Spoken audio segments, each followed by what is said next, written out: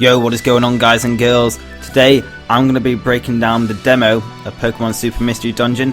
It came out after like Nintendo's kind of presentation for E3, like 2 days after I'd say, and it showed like continuous gameplay, around 25 minutes of the game, and it looked really good. And basically, guys, if you haven't seen it, it will be in the description.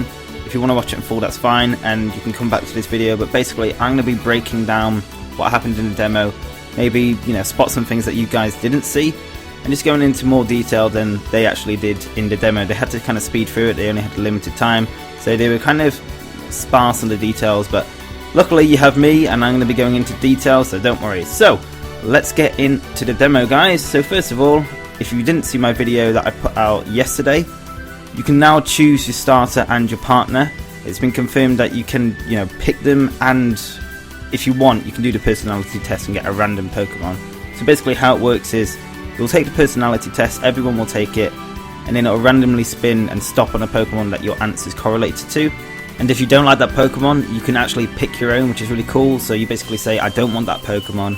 You can pick the one you want, and then it'll start picking your partner. That's also based on the questions you answered in the personality test. And again, if you don't like that partner and you have one set in mind, so for me, I always pick Trico as my partner. I was like, I don't want this Pokemon, I'd like to pick Trico please, and you can do that.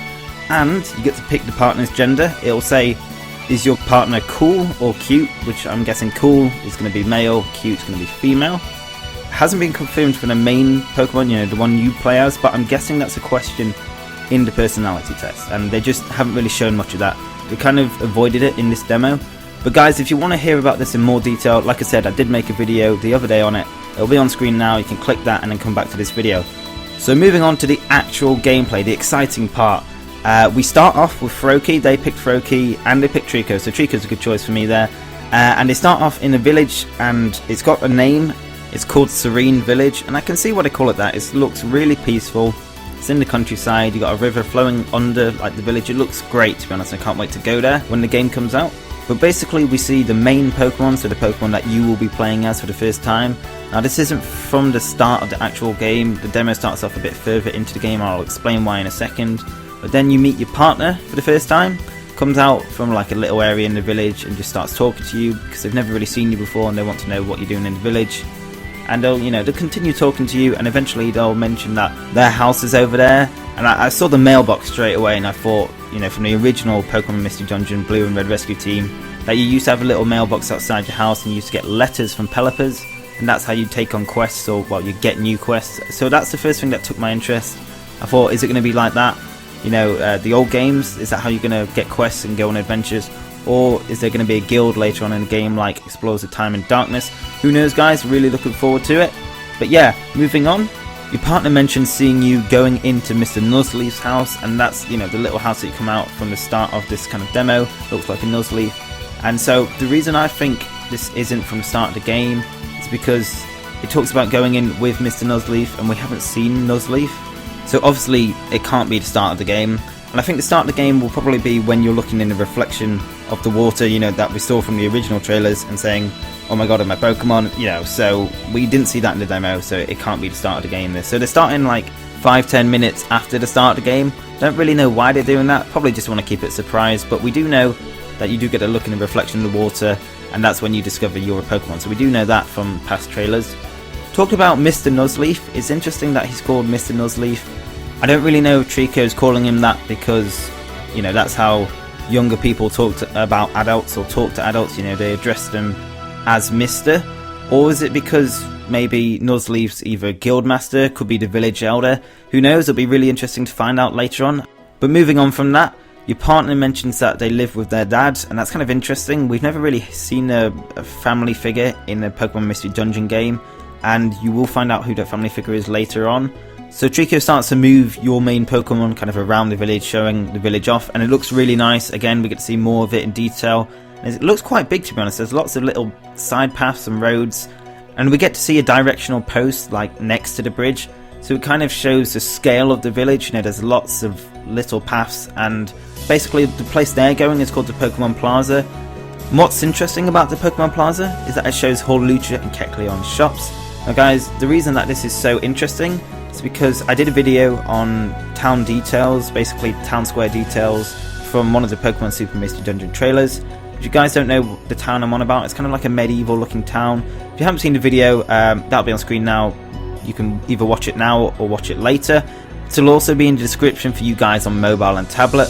But basically the town that, looked quite medieval, as I said, it showed Hawlucha, Klefki, Kecleon and Cofigurus. They all had shops. And it's interesting because we see Hawlucha and Kecleon in this little village. I'm just wondering, do we develop this village into a bigger town, or do they move on to another place? Or are there more than one, Kecleon and Hawlucha shops? Or, there could be multiple ones around the Pokemon Mystery Dungeon region.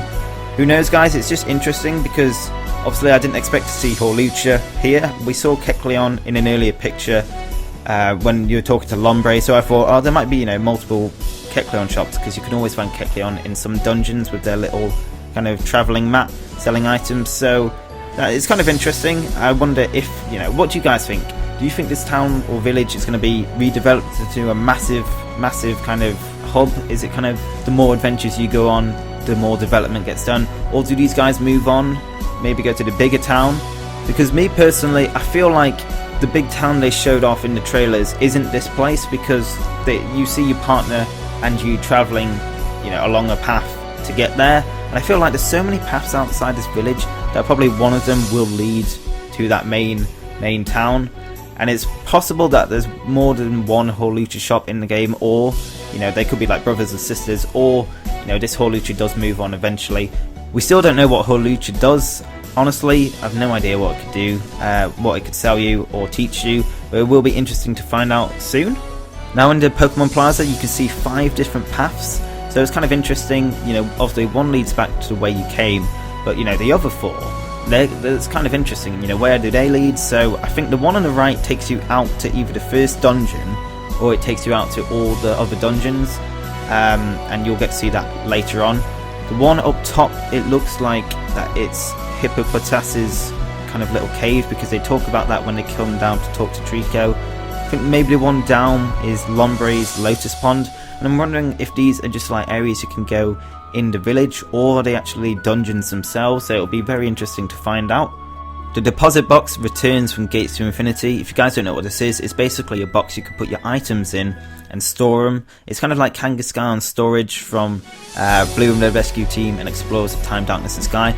To be honest, I'm disappointed. I really wanted Kangaskhan back. I've talked to you guys in the comment section on one of my other videos I did. I can't remember which one I mentioned Kangaskhan in, but I know some of you guys wanted Kangaskhan to return, because I just feel like the deposit box, it's a bit lifeless. You just put items in. I actually enjoyed talking to Kangaskhan every time I saw her, when I get to put items in. It's just nice. It's like a kind of friendly human touch. I say human, they're Pokemon, but you guys know what I mean. It's just nice to like talk to Pokemon and stuff, kind of build up these relations. But nope, there's no Kangaskhan, so I'm a bit upset. But moving on, we get to see Lombre and Hippopotas come talk to your partner. Basically, your partner seems to be kind of like a rascal, to be honest. Kind of not very well behaved, and they seem to be, off on adventures all the time, and they seem to maybe have trashed Lombre's Lotus Pond and gone into Hippopotas' cave. Apparently they took a treasure from there. I don't know what that is, and the first thing that I thought of is that relic from Explorers Time, Darkness and Sky that your partner has. They have this kind of like, they call it their treasure, and it's like a stone, and it becomes quite important later on in the game. So I kind of thought, is there going to be something like that? Who knows? Or is it just, something that isn't very important at all? It's just basically saying that you'll be hunting for treasure in the game. Next up, we see your partner's father.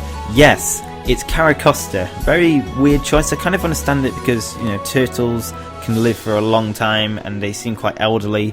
It's kind of interesting. So is your partner like adopted or something? It's kind of interesting. They might have been found as a child or something, and they just call him dad, or pops as they call him in this. Or is it something like maybe they're the guildmaster, maybe they're the village elder, and they just refer to them as pops? Who knows? It's kind of interesting. Another interesting point is that Caracosta mentions that they have an Oranberry field. And what I kind of thought of straight away is from X and Y, when you can actually like grow berries in little fields. So I'm wondering, can you grow berries in Caracosta's field that you can then, pick up and take, and harvest is a better word, and then take into dungeons? That would be really helpful, because yeah, you can find Oran berries and they do become less helpful the higher level you get, because they don't restore as much health. But it would be cool, you know, you can grow all these different types of berries that maybe we haven't seen in Mystery Dungeon games before, and it would be a really cool new feature to add. But anyway guys, moving on, we get to see the first mission in the game. It's kind of interesting. Basically you're going to have to find Goomy, who's gone missing in the first dungeon. Basically what Goomy's trying to do is get this piece of paper and write their name on it to prove that they're brave, kind of like an adventurer. And basically it seems to be that Shelmet and Pancham that you'll see later on has tricked, well not tricked, but forced Goomy to go into the forest. The first dungeon, by the way, is called Foreboding Forest. Really cool name. And basically, you know, Dealing, who's kind of part of that little group, is upset that they're being mean to Goomy by sending him off into Foreboding Forest. So yeah, Shelmet and Pancham are dicks, let's be honest guys. You know, you'd never send off like a little kid into a dangerous place when they can't even be bothered to go into that dungeon. So the dungeon itself looks really nice. It's kind of like it looks quite a dark dungeon. It's got some interesting Pokemon that I will go into in a little sec. But basically what kind of caught my eye is that your Pokemon is level 15 at this point, and normally you start at like a lower level. So in Gates to Infinity you started off at level 7, which is a really odd number to start at. Normally I thought it would be 5, like level 5 seems quite standard. You know, your starters in Pokemon games are level 5. So I'm not sure if that's because of the demo, because they do go into a later dungeon, apparently that's later on in the game, and that they're still level 15, so it's probably because of the demo. So I'm hoping that you start off as a lower level, because it does look quite easy. Honestly, obviously Gates of Infinity was quite easy, I heard, and I would just want this to be, you know, a difficult game like the old Mystery Dungeon game. So the lower level you start, the better for me. I want a bit of a challenge against these Pokemon in the dungeon, but we'll wait and see, I guess. We also see that weather effects return from past Mystery Dungeon games. They've been in all Mystery Dungeons, so it doesn't surprise me that they're back. Basically when the menu pops up here, you can see that it says weather and then clear, and to be honest, weather effects, they don't really affect the game too much. I'm glad they're back because it does add a bit of a challenge. Some of them can be quite difficult, so like hail that takes off health like every, I don't know how many steps. Some like sunny weather, I think it raises fire moves and weakens water moves and stuff like that, so it's kind of cool to see it back. Hopefully they add them to a few more dungeons to make it a bit more difficult. But yeah guys, moving on, I'm just going to tell you a list of the Pokemon that are in Foreboding Forest, just the ones that I saw during this demo. So we get to see Stantler, Furfrou, which is an X and Y Pokemon, so it's good to see that, Spritzee, Mr. Mime, Weedle, Tailo, Oddish and Bellsprout, so a nice mix of Pokemon. Some that you'd expect to see in a forest, maybe like Weedle, Tailo and Oddish, and Bellsprout, but then you get to see some weird ones like Furfrou, Spritzee, Mr. Mime, very weird to see in a forest, that's kind of creepy. But yeah, it's a nice mix of Pokemon in that forest. We also get to see wands. Now these are new items, and basically by the looks of them, they can be used multiple times. So, you know, like if you had seeds, they're like a one-time use, but these wands apparently can be used a couple of times and then they run out. Don't know why they've added them to the game. Like, are seeds more effective on certain Pokemon? I can imagine because wands sound quite, you know, they're more powerful than seeds by the sounds of it, that, you know, they'll probably miss on higher level Pokemon, whereas seeds are more guaranteed. I don't know, it's weird. I don't know why they've added them in, you know, when they have seeds that do the same things as them. So we'll see.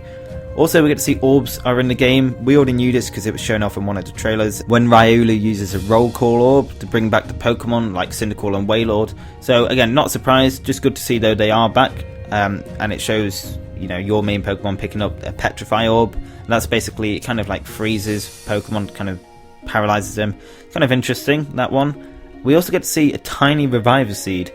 Honestly, that's really weird. We've never had a tiny Reviver Seed, I don't think, in any other Mystery Dungeon game. And I don't know what, you know, the difference is between a regular Reviver Seed and a tiny Reviver Seed. Have they renamed Reviver Seeds to just tiny ones? Or is it like you need a couple of those Reviver Seeds to revive yourself? Or is it just that they've been renamed? I mean, are there going to be large Reviver Seeds that can, you know, be used more than once? Honestly, don't know, guys. Comment down below what you think these tiny Reviver Seeds are, because I can't really work them out. It could be like, you get revived, but you don't have much health. It's honestly a bit weird. It's kind of interesting though, I guess, and if that adds more challenge to the game, then I'm down for that, I guess. We also get to see that the Wonder Tile does return, so basically, if you're versing a Pokemon and your stats are reduced, they'll kind of stay like that until you move on to the next floor. So basically, if you step on one of these Wonder Tiles, it'll revert your stats back up to their normal level, and that's kind of helpful because there are a lot of Pokemon that will lower your accuracy, your speed, and it gets annoying, so definitely you want to find a Wonder Tile. There's quite a few on each floor, probably like 2 or 3 on each floor, so it's kind of good to see them back. Honestly, I didn't really use them too much in past Mystery Dungeon games. I probably needed to, because I never really knew what they did, but I do now. Also, we get to see that Hunger is back in the game. We knew that already from past trailers, so we get to see an apple, and obviously that raises your hunger, so a standard apple increases your hunger by plus 50. And we also get to see a belly meter. It's kind of like the circular meter you see top right. I don't know how you get the meter to kind of come on screen. Do you like press a button, or is it when you get to the menu? Because it seems to come on when you're playing at times. Maybe it's an indicator when you're getting onto, you know, you're quite hungry, or it's going down quite a bit. That'll just, you know, sometimes come back on screen just to remind you that, you know, you'll be needing to eat an apple soon. So it's good to see that though, because a lot of you guys wanted Hunger to come back because it's a challenging element. It was left out of Gates to Infinity, and that was one of the big complaints, that Hunger wasn't in it and it was just too easy. So yeah, like I said, good to see that back. We also get to hear what the touchscreen does. It displays the map. Now, when I played the DS Pokemon Mystery Dungeon games, I like to have the map kind of overlaid on my gameplay, just so I could see, you know, what I've discovered, you know, going through the dungeon at the same time. I can also see where the stairs are. It's kind of easier that way. And in the DS Mystery Dungeon games, you actually play on the touchscreen, like your gameplay is focused on the touchscreen. But in Gates to Infinity, they actually changed that. You play on the top screen and have the map on the bottom screen. And I kind of hope that they have the option that you can put the map on the screen you're playing on. I actually prefer playing on the touchscreen. The top screen, I'll probably get used to it, to be honest. But I don't know, it's just, I like looking down on my 3DS and then looking up to the top to see, like, you know, how much health I had and statuses. And you can put the map, you know, on the other screen, but I just like having it on the screen I'm playing as. I don't know what you guys did when you played Mystery Dungeon. I always liked having it overlaid on my gameplay, just so I could see what I discovered. Again, let me know in the comment section down below what you did when you played Mystery Dungeon games. And also, we're told that the touchscreen mentions like type advantages, so when you're versing a Pokemon, by the sounds of it, it'll list, you know, all the types that are good against this Pokemon. Kind of interesting. I'm not sure if that was in Gates to Infinity, because I never played it, but I know it wasn't in the other two, I'm pretty sure of that. But yeah, that's kind of interesting, and that'll be helpful, but again, that kind of, you know, does that mean the game's going to be easier? I don't want the game to be easy. I want it to be quite difficult, like the, you know, the ones in the DS. But yeah, we get to the end of the dungeon. It turns out it's 5 floors long, and you get to save Goomy. But what's interesting is when you save Goomy, there's music playing in the background, and it's actually a remix song from Blue and Red Rescue Team. I'll play the song now.